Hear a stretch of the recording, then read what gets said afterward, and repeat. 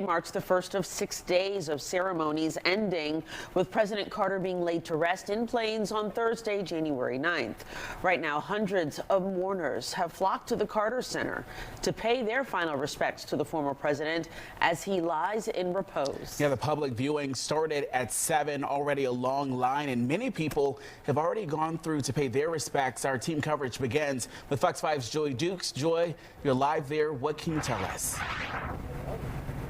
Yeah, Eric, Christine, good evening to you both. So far, 1,100 people have braved the cold weather tonight to say a final goodbye to Georgia's favorite president. It didn't take any time at all for lines to begin forming just outside of the Carter Center. Of course, we're seeing those MARTA buses going and coming from this area.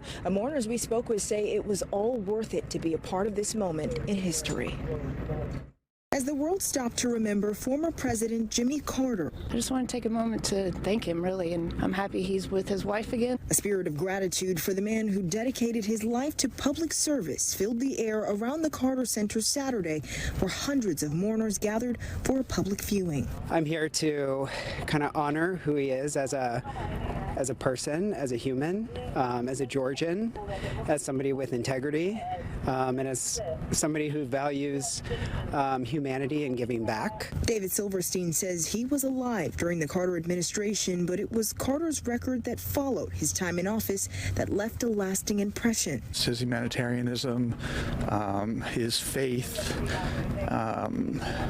his love of country, his love of people. Resident Lisa Menka tells Fox 5 working alongside the former president nearly a dozen times as a volunteer with Habitat for Humanity was an experience she'd never forget. It was amazing. He definitely walked the walk. He was there swinging a hammer with all of us and making sure we stayed on track. Saturday marked the start of an emotional week of services reflecting on the life of Georgia's only president. I hope his legacy lasts forever. It will for me. It was an experience residents were more than willing to stand in the cold for.